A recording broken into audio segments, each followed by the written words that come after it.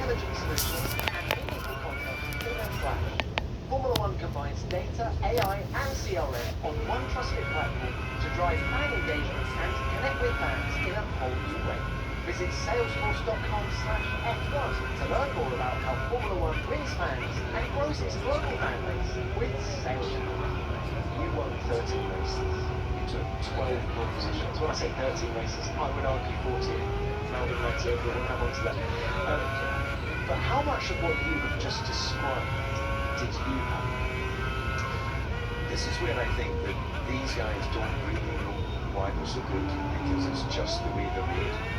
And I didn't know, despite a lot of science-led research into what it was that meant that I would be in pole position and have my teammate and my Sammy beside me on the podium. And then the next week, struggle to get within a couple of tenths of qualifying. That puts you into the sort of second row, third row, men in the race of racing people. Oh my goodness, you have to go racing. What all you want to do is to wait from lights out to check the flag. And at the end of all of that process, marine analysis, sports psychologists, all the rest of it, all the chemicals make me a more considered driver, make me a more consistent driver, make me quicker and faster. There were times where I just couldn't feel the car. I could physically feel what I needed to do. I could mechanically brake, turn, accelerate, and be within a certain views. You deliver wrong conditions at the highest level. Could somebody's not get lucky and get it all the way to the car? Would you drive at that level that your Schumachers, Hamiltons, Verstappens, and Sennas, and all the other exceptional drivers? They're there all the time, and it just feels so fluid. It just feels like the car is an extension of your body rather than you're sitting in the car. And I just think that those guys, more often than not, feel that they're almost the machine itself. Right. There were races though when me as a fan of Sale thought no one was going to beat that. And let's talk about something. Maybe 2000. You qualify in your team, and your teammate is McLaren. You qualify in his car, and you out-qualify. You win the race, you overtake Michael Schumacher. So, how did it feel? How did it feel to drive that day? Why were you so assured? I woke up that morning absolutely confident I was going to win the race. I was always a good starter, so the fact that I was second in the group to Michael, I was like, off the line. It was just an absolute confidence, not an arrogance, because I don't think I fell into that category, but I'm really such a fan. I'm so interested you just said this, because Alonso, Fernando Alonso talking about this, he knows what kind of day he's going to have when his alarm goes off. Yeah, I guess. Is that what you're saying? That the moment you woke up? Yeah, on that day, I suspect Fernando, a two-time world champion, had more of those moments when the alarm went off. I can't say it was triggered by an alarm, but it was definitely that particular race weekend on a circuit that I enjoyed. I've always been quick at. For previous years, I'd always had the fastest lap, irrespective of where. And that had a bit more meaning in those days. But today, you put on a blue 7 tires at the end and go a second and a half quicker than anyone. So things like that were gauges of where you were at on a certain track. When I had in Monaco one year, I left my films laid out in my bed, and I left my partner. I was convinced I would win the race, and I needed to go to the Gala dinner that night. And you're talking about Monaco 2000? Yes, yeah. When you were second on the grid. Yeah. How could you? Because I was going to outstart Montoya. I should have won, but it was just a bit better on Saturday. But I was like, if I'm cleanly run to the first corner, I've always been a good starter. So it was more of a surprise to me when I had an average start. And it was a complete and utter shock if I ever lost places. With the drivers that you look at their careers, brilliant qualifying, race winners, the average when it comes to good stuff. Back to Monaco, you overtake Michael Schumacher, and we're talking about a period of time in the sport when Schumacher was the dominant force. I think a lot of drivers, I'm not saying you necessarily think a lot of drivers were intimidated by him. And yet you went wheel to wheel, you gave him a signal as he went past. Just describe that moment of putting one on the line.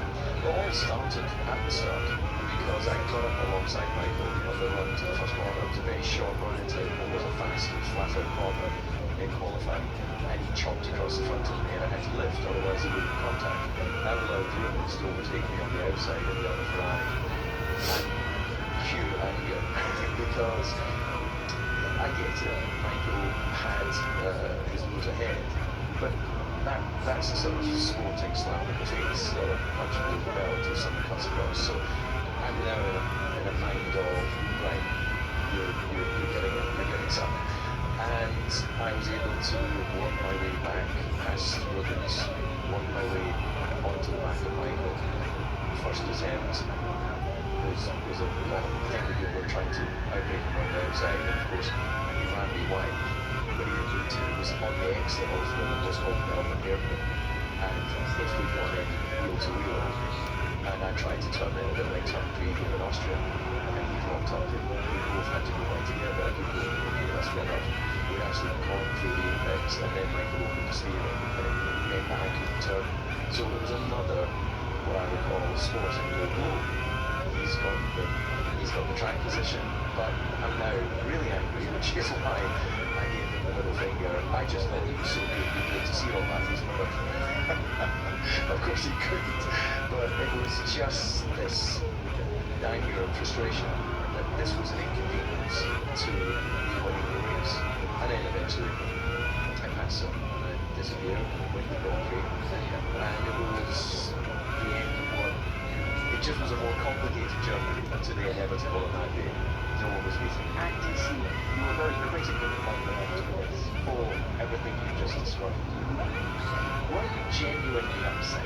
Or was it, you moved into second place in the World Championship, I think you were only about 10, 12 points from Hamilton? Or were you actually just applying a bit of mind games on it to put a bit of pressure on it? I'm here now. At that time, I just wanted to be genuine. I said, I don't remember very often in my career trying to do anything that was of a mind game.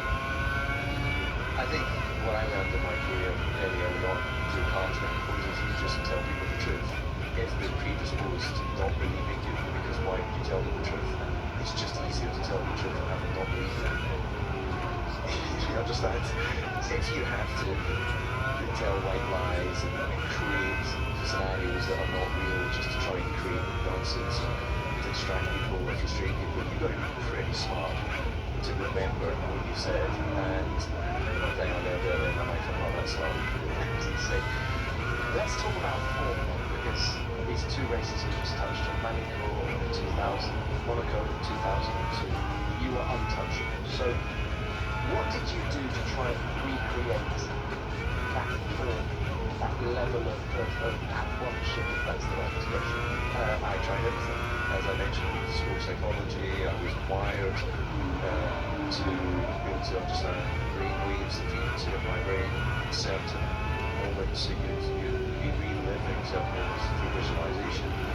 And, you know, there's various brain waves and frequencies, and the more receptive wave for taking in information is the alpha wave. You know, I can do it now, tap my leg, and that triggers, because through training, bringing my brain frequency into the alpha frequency. I try everything because it matters so much. I dreamt, but in a daydream rather than a night dream, of what it must be like to compete at the highest level in Formula 1. I never truly believed it could be possible, because when I grew up in a small village, it was a farming region. Why, how could that happen?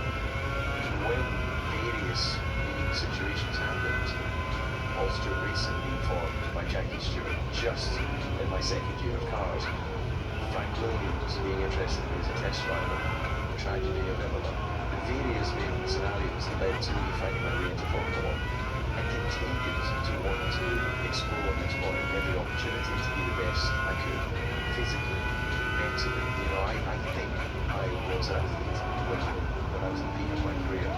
That's how I trained, that's how I kept improving. And in the end, it brings me back to what we were discussing earlier, which is the exceptionals. They can make themselves more rounded, more consistent. I just don't think they can make themselves more exceptional. They just are. They just are what nature has created. And in the same way that, of course, you've got to apply work ethic to the physicality and the training and you know, tennis is probably a better visual representation of human endeavour because we are wrapped inside a race suit, hidden behind the helmet, strapped inside a car. You can't see what the driver's physically doing unless you have an audio or a pedal camera. When it's all like tennis, you see the reaction, you see the movement, you see the elation, you see the disappointment. They've been through all of that roller coaster since they were schoolboys or schoolgirls, and they've adapted, and some push on through and absolutely tap into every exceptional gene in their body, and others just can't quite harness the mental stability. And I think it's as simple as that for them. I just don't think there is a secret formula. There's definitely work ethic, no question about it, to be the best that you can be. I just don't think you can get to the range of intelligence. You could be worse. Did you overthink? Possibly, yeah. Yeah, 100%, because it mattered so much. You know, when I started my career proper when I was managed by ING, which were a big management company at the time, I was introduced to them by Jackie Stewart, because he was involved with them. And I came out of that contract early because I wanted to be surrounded by people that understood the sport. And that's where Martin Duncan became my contractor manager for 10 years. And it was actually more than the fact that he would talk to Alan Dennis on my behalf and work out where we could get to in terms of the contract. But it was because when I sat with Martin out in that Grand Prix when he wasn't working in television, I didn't have to explain what it felt like to go through a turn 10 in Austria. He felt it. He knows that little dip. He knows that moment of you waiting just before the car drops into the dip, and then you feel where the grip is. And that was something that I wanted to make sure I had the right group of people around me to maximise my talent. And that's why when I retired at the end of 2008, it was with no regret, because I tried everything. So what you saw in my career was as good as it was going to get, mistakes and all. Well, you now have so much experience in Formula 1. If you'd known back then what you'd done now, would you have been a better driver? What I lacked at the beginning of my career, which is the one thing that I think could have made me a better career, not necessarily a better driver. I was just a village boy. I was so naive when I arrived at Formula 1. I had no clue. I had no grounding. I'd never been to a Grand Prix until I was in a support race in Oval Lotus in 1990. I only ever watched it on television.